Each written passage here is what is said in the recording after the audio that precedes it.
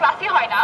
জাতীয় বিশ্ববিদ্যালয়ের অনার্স দ্বিতীয় বর্ষের ফর্ম পূরণের ফি এবং অন্যান্য খাতে অযৌক্তিক ফি বৃদ্ধির প্রতিবাদে উত্তাল হয়ে উঠেছে শিক্ষার্থীরা। নওগাঁয় 9 দফা দাবিতে মানববন্ধন ও বিক্ষোভ করেছে শিক্ষার্থীরা।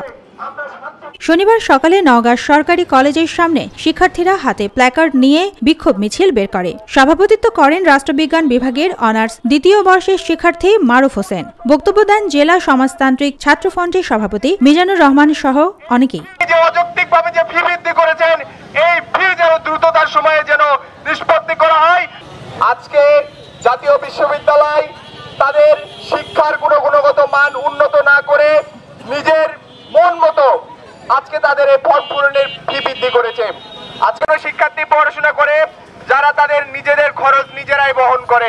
শিক্ষার্থীদের অভিযোগ, এ কলেজের অধিকাংশ শিক্ষার্থী দরিদ্র পরিবার থেকে আসা। গত বছরের তুলনায় এবার ফর্ম ফিল আপ ও অন্যান্য খাতে 800 থেকে 1000 টাকা পর্যন্ত ফি বাড়ানো হয়েছে, যা নিম্নবিত্ত ও মধ্যবিত্ত পরিবারের পক্ষে বহন করা কষ্টকর। এতে অনেক শিক্ষার্থী পড়াশোনা ছেড়ে দেওয়ার ঝুঁকিতে পড়তে পারে। অসুবিধার মধ্যে দিয়ে যাচ্ছি।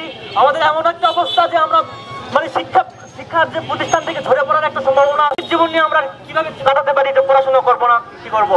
তাদের 9 দফা দাবির মধ্যে রয়েছে অতিরিক্ত ফি অবিলম্বে প্রত্যাহার, শিক্ষার্থী বান্ধব ও সহনশীল ফি নির্ধারণ, ইমপ্রুভ ফি সর্বোচ্চ 300 টাকা, ফলাফল পুনর্মূল্যায়ন ফি সর্বোচ্চ 100 টাকা, সার্টিফিকেট ফি 200 টাকার মধ্যে রাখা এবং আর্থিকভাবে অসচ্ছল শিক্ষার্থীদের জন্য বিশেষ সহায়তা চালু করা। এছাড়া পর্যাপ্ত শিক্ষক, যানবাহন এবং ক্লাসরুমের ব্যবস্থাও তাদের দাবির তালিকায় রয়েছে।